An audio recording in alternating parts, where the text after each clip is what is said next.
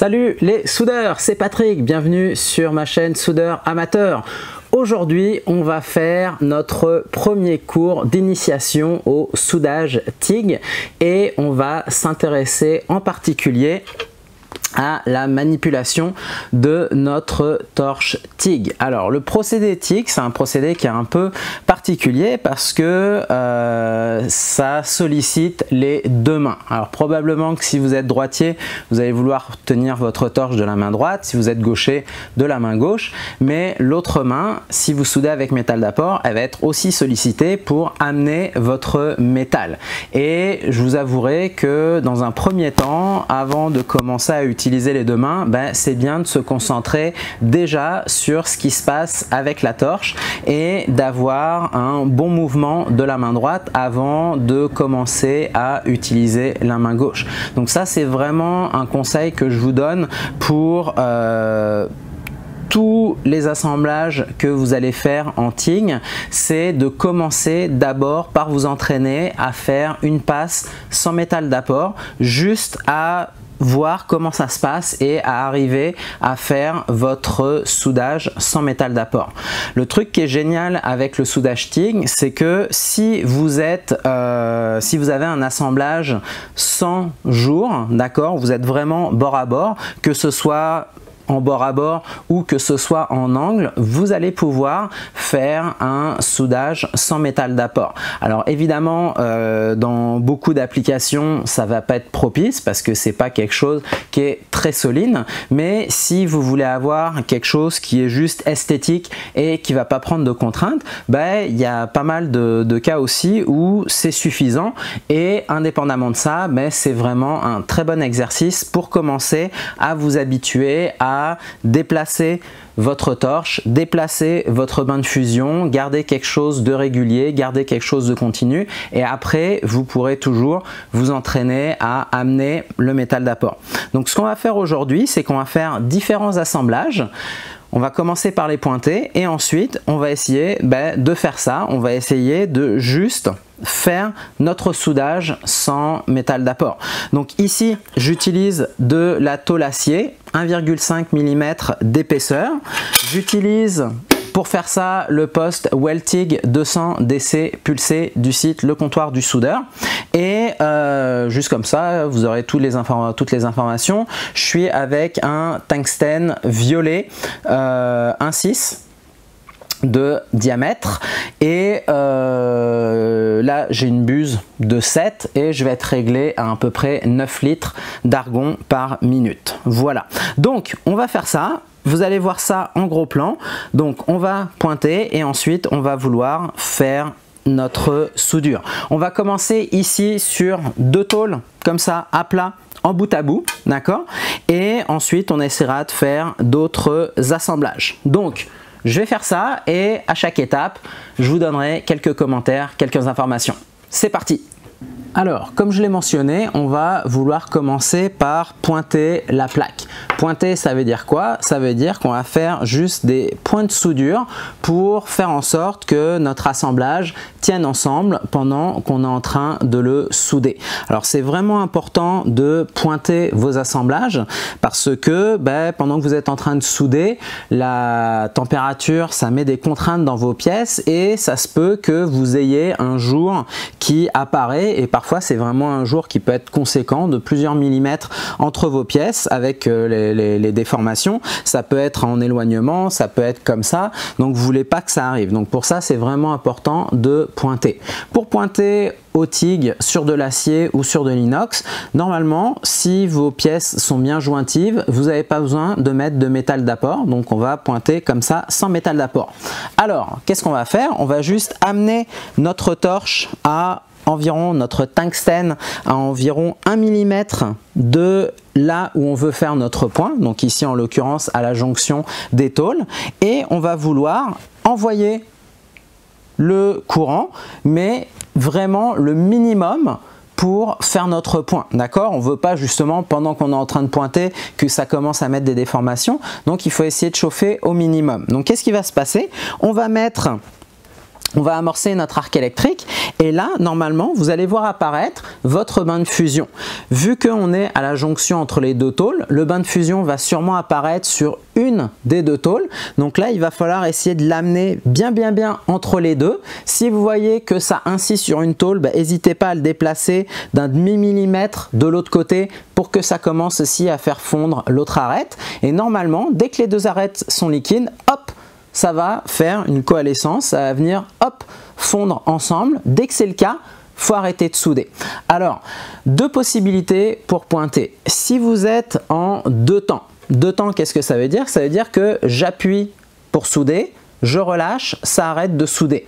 Or, quand on fait ça, quand vous relâchez, vous allez dans votre évanouissement. Pour pointer, vu qu'on veut mettre le minimum syndical d'intensité dans la tôle, il faut mettre votre évanouissement à 0 pour pointer. Donc ça rajoute une étape parce que parfois, il faut mettre l'évanouissement à 0, je pointe, je remets mon évanouissement pour souder normalement. Si je dois pointer d'autres choses, je remets à 0, etc. Donc ça, moi personnellement, je trouve ça un peu pénible, même si parfois ça m'arrive de le faire. Ce qui est pratique, c'est de se mettre en 4 temps. 4 temps, ça veut dire quoi? Ça veut dire que je vais appuyer pour démarrer, ensuite je relâche pendant que je suis en train de souder et à la fin du soudage, j'appuie, j'ai mon évanouissement. Une fois que l'évanouissement est fait, je relâche et ça arrête le poste. Alors, je vous ai dit que à la fin, j'appuie, je reste appuyé pour l'évanouissement. Le truc quand on est en 4 temps, c'est que si à la fin de votre soudage, vous faites juste un clic et que vous relâchez directement, ça va couper votre évanouissement.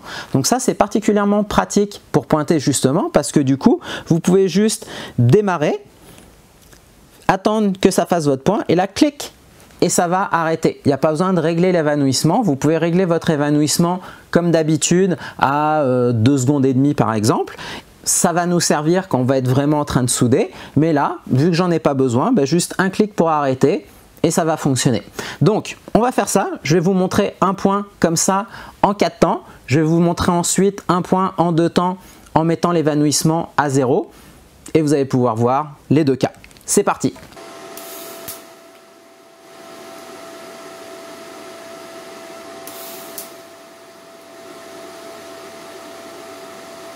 Voilà, on est pointé. Donc j'ai fait un point au milieu et ensuite je suis allé de part et d'autre en m'éloignant du centre. Donc par rapport au pointage, il faut faire des points à peu près tous les 20 à 30 fois l'épaisseur de vos pièces. Alors c'est approximatif, mais ici je suis sur du 1,5 mm d'épaisseur en acier.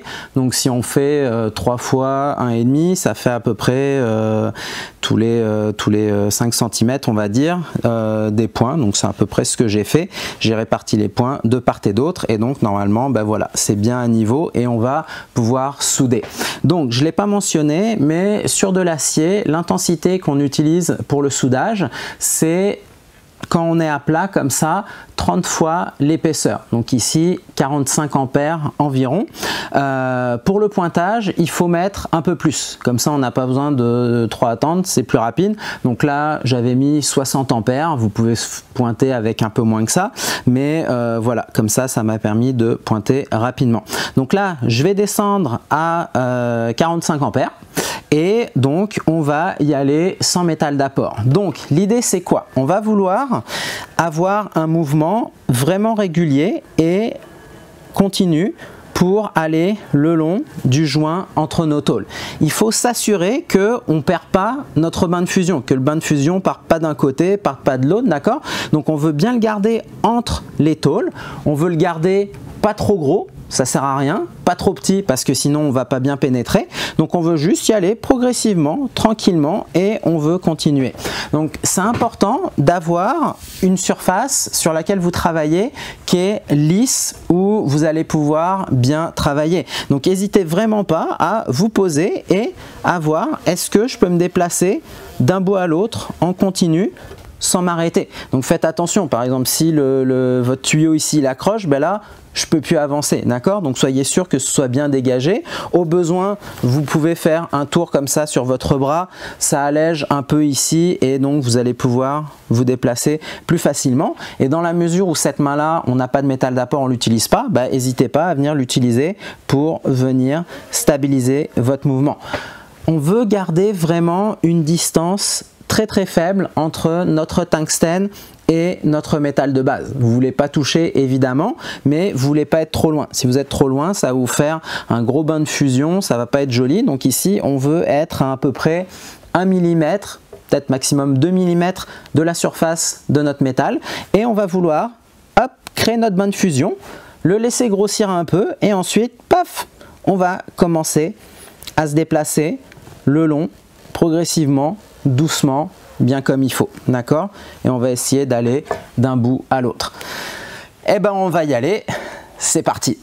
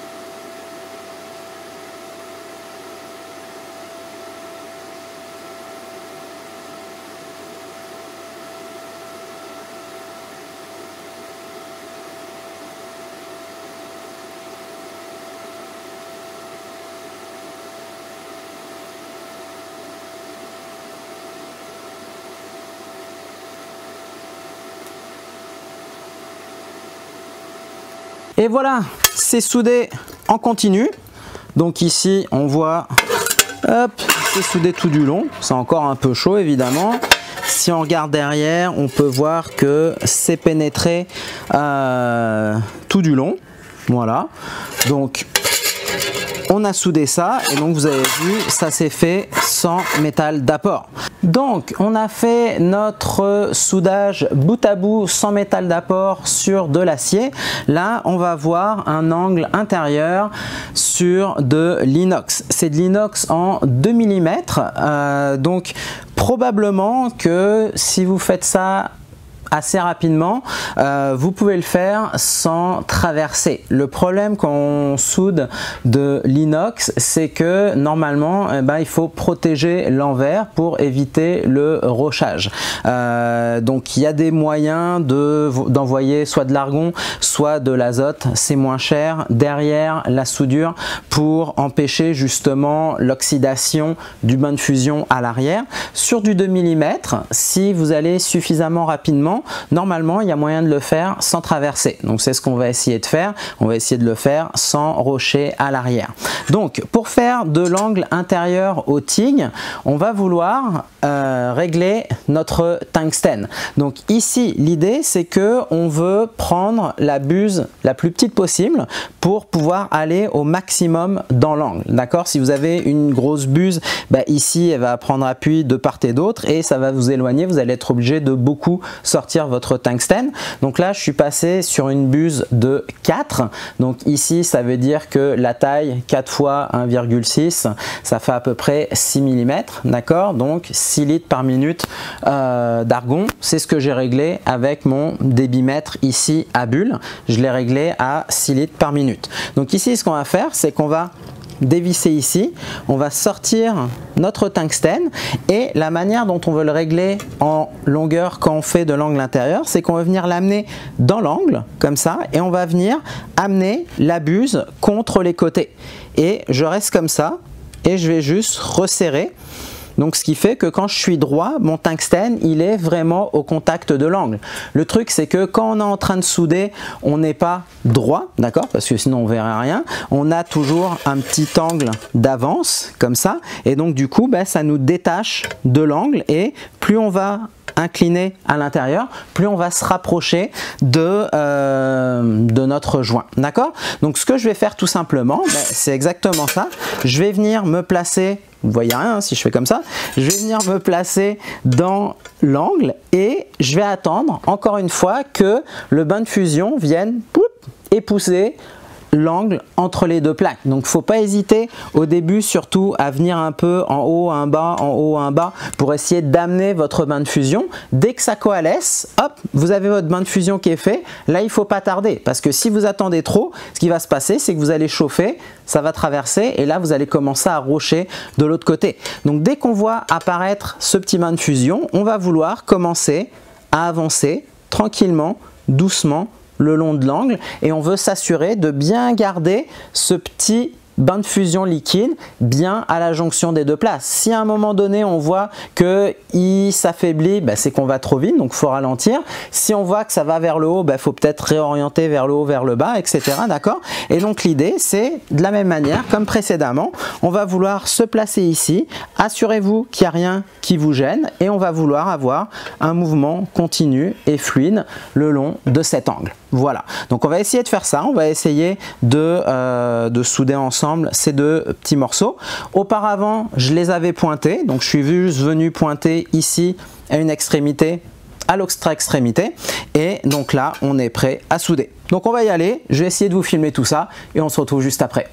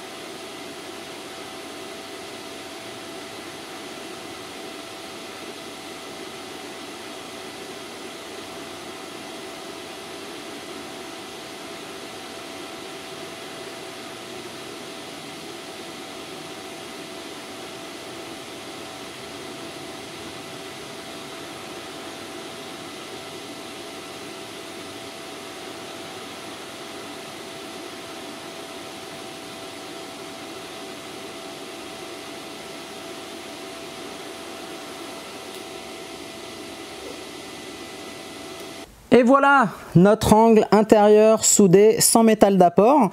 Donc on voit que ça marche bien. Il y a une belle couleur, donc il y a eu une bonne protection gazeuse. C'est bien continu, juste un petit endroit là où il y a eu justement un petit manquement. Je sais pas sur la vidéo si on va le voir, mais il y a un moment où j'ai perdu le bain, je suis allé un peu trop rapidement.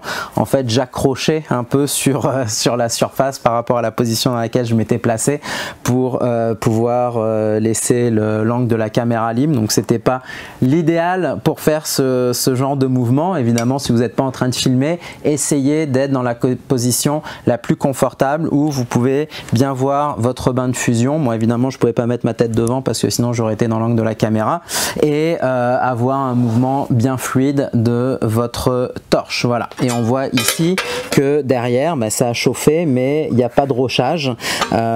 Si vous rochez, vous allez vite vous en rendre compte, ça ressemble à de la roche volcanique, ça fait comme des espèces de boursouflures bizarres, c'est vraiment comme de la roche.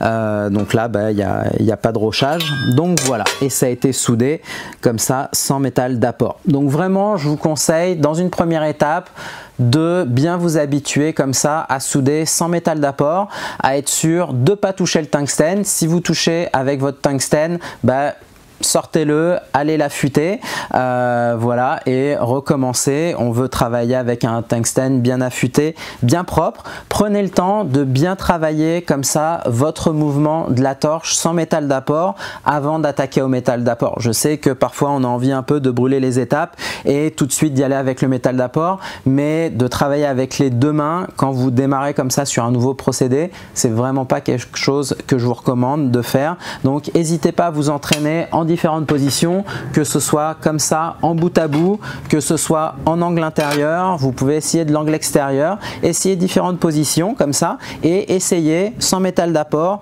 garder un joli bain de fusion, une bonne distance entre votre tungstène et votre métal de base, une progression bien régulière, bien propre pour arriver comme ça à avoir un bon cordon.